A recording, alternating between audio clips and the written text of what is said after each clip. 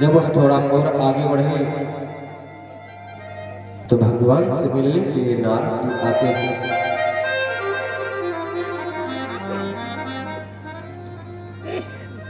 भगवान के नाम का कीर्तन करते हुए वीणा पर बजाते हुए भगवान आते हैं। भगवान जी उसको देखते ही तो प्रणाम करते हैं। दृष्ट्वा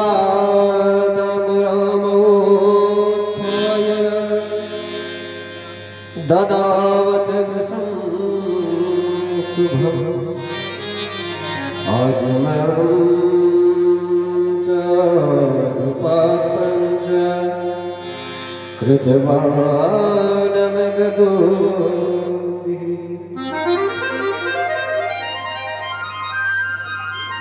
भगवान उनको अर्घ्य प्रदान करते हैं, प्रणाम करते हैं और हाथ जोड़कर सामने खड़े हो गए और फिर मुनि के आज्ञा देने पर वह बैठ जाते हैं।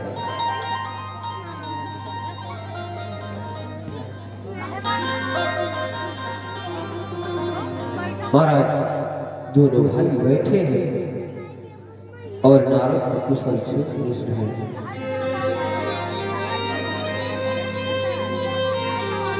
नारद जी कहते हैं कथम राघव सो कार्तो यथा मे प्रकृतो नरः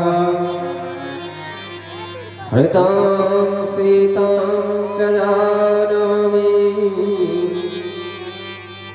रावणेन दुरात्मनः।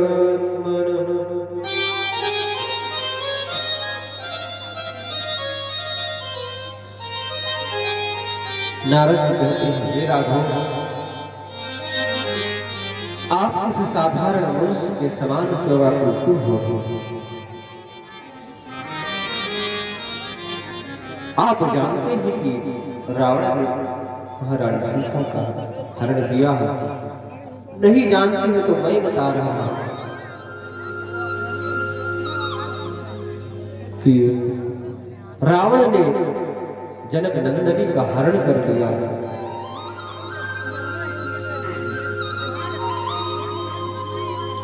कहती है राम ध्यान से सुनो, जो सीता थी वह पूर्व जन्म में एक मुनि की पुत्री थी। पूर्व जन्मानि वैदेही मुनिपुत्री तपस्विनी रावणेन वने दृष्ट्वा तपस्यन्ती शुचि स्मृता। उस पवित्र जीवन में वह तप करते हैं, अपने जीवन को व्यतीत कर देती है। जब रावण देखता है कि वन में तपस्या कर रही है, तब रावण ने उससे प्रार्थना की, हे देवी तुम मेरी पत्नी बन जाओ। इस पर उसके द्वारा तिरस्कार कर दिए जाने पर रावण ने बलपूर्वक उसके केश को पकड़ लिया। कहते हैं जब रावण ने उनका केश पकड़ा है, कहते हैं वह साप दे देती है। सशाप तत्क्षणं राम रावणं तापसी वृषं कुपिता त्यक्तो न वीक्षन्ति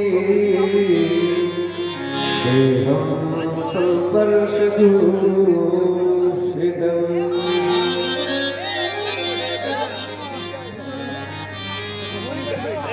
जब इस रावण ने स्पर्श किया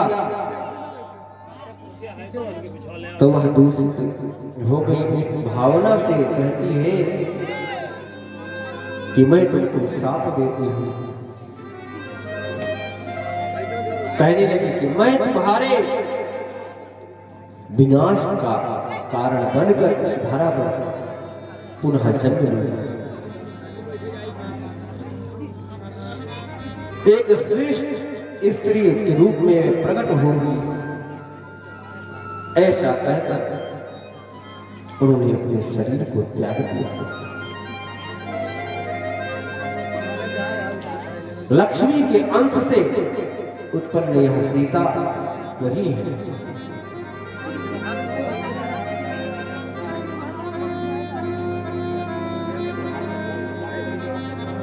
जिसको रावण ने भ्रमवश माला समझकर नाग को अपने गले में धारण कर लिया। वह अपने वंश को नष्ट करने के लिए उद्यत हुआ। कहते हैं शेयम जावश संभूत्वा गृहीता तेन राक्षसा विनाशार्थं कुलस्यैव ज्ञाने तृक्संभव। रावण ने अपने वंश का नाश करने के लिए भगवती का हरण कर लिया। हे महाबाहो, आप धैर्य धारण करें। वही किसी के दूसरे व्यक्ति के वश में नहीं हो सकती है। वो सती धर्म परायण सीता में लंका दिन रात आपका स्मरण करती हुई बताती है। कहते हैं कामधेनु पयः पात्रे कृत्वा मघवता स्वयं पानार्थं पेषितं तस्या हीतं चैवामृतं तथा।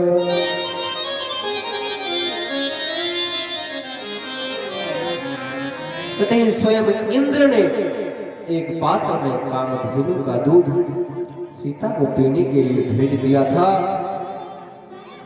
उस अमृत तुल्य दूध को पीने से, कामधेनु के दूध को पीने से उन्हें भूख प्यास नहीं लगती। वह भूख प्यास और दुख से रहित है। मैं उस कमल नयन को स्वयं देख कर आ रहा हूं। हे राघवेंद्र, मैं उस रावण के नाश का उपाय बताता हूं। आप इसी अश्विन जो नवरात्र आ रहा है उसमें श्रद्धा पूर्वक नवरात्र व्रत कीजिए। कहते हैं नवरात्रोपवासं भगवत्या प्रपूजनम् सर्वसिद्धिकरं राम जप होम विधानतः।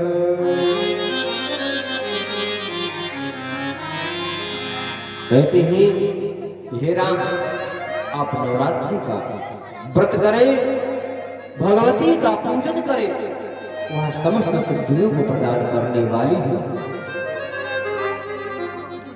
कहते हैं व्रत करने के बाद बलि इत्यादि कर्म पूर्ण करके दशांश हवन तर्पण और मार्जन करें। हे राम, सुखी मनुष्य को इस व्रत का अनुष्ठान करना चाहिए जो दुखी हो और सुख का कामना करता हो। कष्ट में पड़े हुए मनुष्य को यह विशेष रूप से करना चाहिए।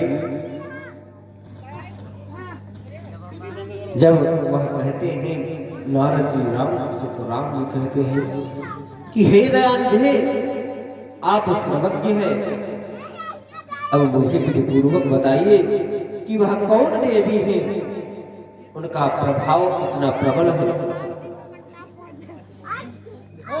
उनका नाम क्या है, वह व्रत कौन सा है।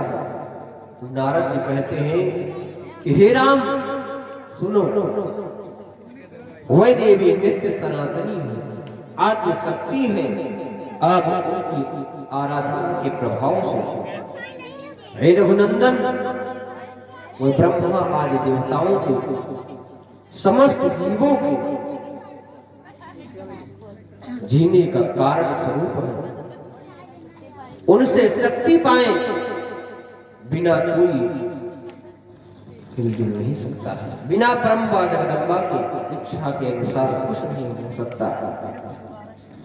वही मेरे पिता ब्रह्मा की सृष्टि के लिए जो शक्ति प्रदान करती है वही प्रदान करती है। वो कल्याणमयी परंपरा है। नाना प्रकार के उनके मां भगवती परंपरा का प्रशंसा करके नारद जी बता रहे हैं। कहते हैं कि ब्रह्मा देवताओं ने जो गुण कर्मों का बखान किया है वह मैं आपको बताया और बता रहा हूं। हे रघुनंदन, आकार से लेकर और छा पर्यंत सभी स्वरूप तथा वर्णों में उनके संयोग से ही उस परमात्मा भगवती को अवश्य जानना चाहिए। तब भगवान कहते हैं कि हे देवर्षि, नवरात्र व्रत का मुझको विधान बताए। आज मैं ही श्रद्धा पूर्वक श्री देवी का विधिवत पूजन करूंगा। अब नारद जी कहते हैं कि हे राम, किसी समतल भूमि पर पीठासन बनाकर उस पर भगवती जगदम्बिका का स्थापना करके 9 दिन उपवास कीजिए। इस कार्य में मैं आपको आचार्य बनूं, मैं जो कुछ करवाऊंगा उसका मैं आचार्य स्वरूप होकर मैं आपको व्रत करवाऊंगा। क्योंकि देवताओं के कार्य के लिए मैं अधिक उत्सुक रहता हूं। व्यास जी कहते हैं कि नारद जी का इस प्रकार से वचन सुनकर भगवान श्री राम उनके वचन को सत्य मानकर एक सुंदर पीठासन बनवाकर अंबिका की स्थापना की। व्रतधारी भगवान श्री राम अश्विन मास लगने पर उस श्रेष्ठ पर्वत पर भगवती का पूजन किया, उपवास किया। इस व्रत को करते हुए भगवान श्री राम व्रत, उपवास और हवन, तर्पण, मार्जन सबका विधिवत पालन करते हुए वह देवी भगवती के प्रसन्न करने के लिए उपवास करते हैं। और मां भगवती ब्रह्मा जगदम्बा भगवान के व्रत उपवास से प्रसन्न हो जाती है। कहते हैं कि वह प्रकट हो जाती है। उनका स्वरूप कैसा है? सिंहारूढ़ा ददो तत्र दर्शनं प्रतिपूजिता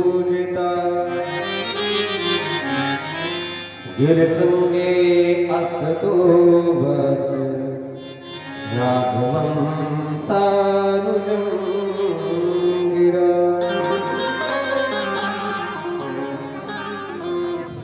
जब वह ब्रह्मा जगदम्बा भगवती का दर्शन करते हैं राम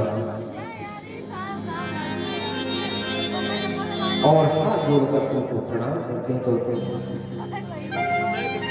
मां ने कहा कि राम राम महाबाहु दुष्टा तस्य व्रतेन ते। हे महाबाहु, इस समय मैं आपके व्रत से संतुष्ट हूं। आपके मन में जो कुछ भी अभिलाषा हो उसको कहिए।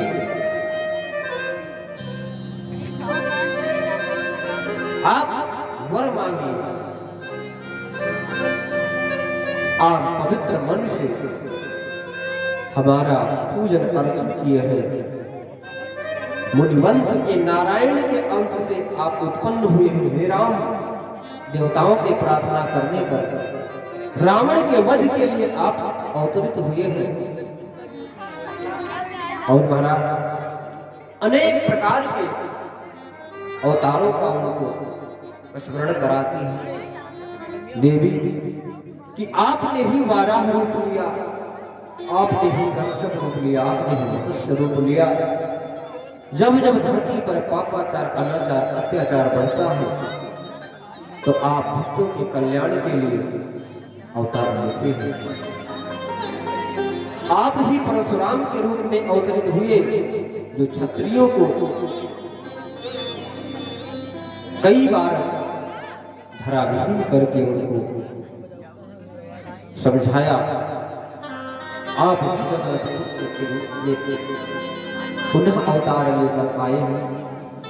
हे नरोत्तम, भविष्यन्ते नर व्याघ्र भक्षति संयुता हनि शेषांसोऽप्यनुजाते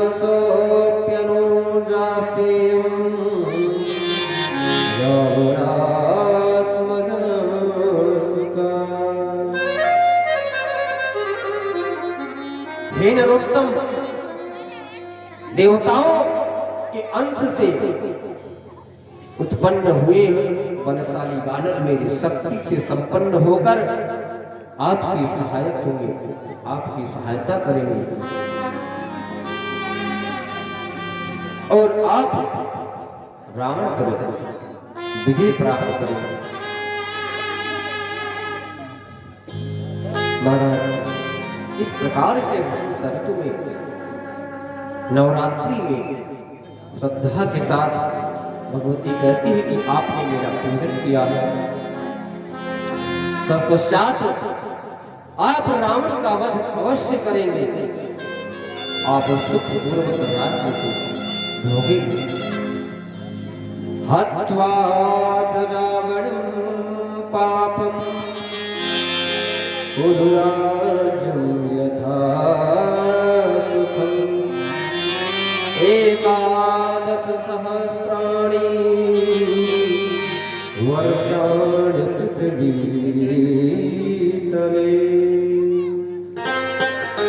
आप रावण का वध करके 11,000 वर्षों तक भूतल पर राज्य करेंगे। इस तरह से कहकर मां भगवती अंतर्ध्यान हो जाते हैं। व्यास जी कहते हैं कि जब देवी अंतर्ध्यान हो गई, श्री रामचंद्र जी ने प्रसन्न मन से उनका व्रत समापन करके 10वीं तिथि को विजया पूजन करके तथा अनेक दान देकर वहां से प्रस्थान कर दिया। और वानर के राजा जो सुग्रीव थे, उनका भाई दादी था, सुग्रीव से मित्रता करके श्री राम साक्षात परम शक्ति की प्रेरणा से समुद्र तट पर पहुंच गए। वहां सेतु बंधन करके उन्होंने देव शत्रु रावण का संहार किया। जो मनुष्य भक्ति पूर्वक देवी के उत्तम चरित्र का श्रवण करता है, कहते हैं यह शृणोतु नरो भक्त्या देव्या सरितमोत्तमं सा भुक्त्वा विपुलं भोगं प्राप्नोति परं पदम्। भगवान ने रावण पर विजय पाई और पुनः आकर अयोध्या में राज करने लगे। भगवती के शक्ति से उन्होंने रावण को परास्त किया। और कहते हैं कि जो मनुष्य भक्ति पूर्वक श्रद्धा के इस कथा को श्रवण करता है, वह अनेक सुखों का उपभोग करके परम पद को प्राप्त कर लेता है। इसलिए संत्यन्यानि पुराणानि विस्तराणि बहूनि च श्रीमद्भागवतस्य न तुल्यनीतिमेव तिः। इसलिए यद्यपि अन्य बहुत से विस्तृत पुराण हैं, किंतु वे श्रीमद्देवी भागवत महापुराण के तुल्य नहीं है। ऐसी भगवान वेद व्यास जी कहते हैं, मेरी धारणा है।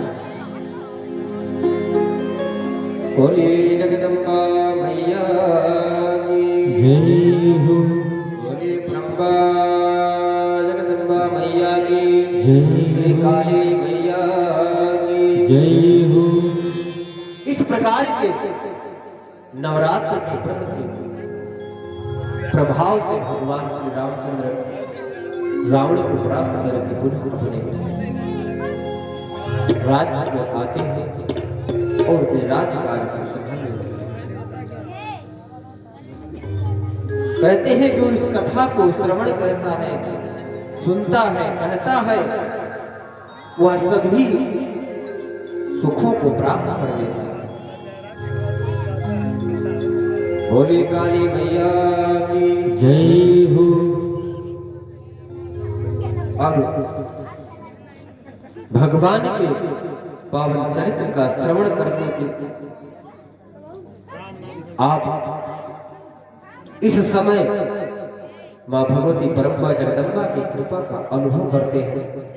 आगे देवी भागवत पुराण के अंतर्गत अनेक प्रकार की गूढ़ रहस्यमय कथा का वर्णन सुनेंगे।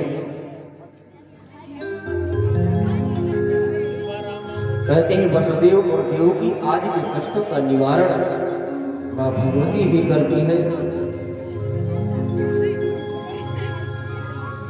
वाणी को विराम देने से पूर्व मां भगवती के चरणों में वंदन करेंगे, फिर वाणी को विश्राम देंगे, आरती करके पुनः कल से फिर कथा के समय पर आएंगे। बोले परम्बा जगदम्बा मैया की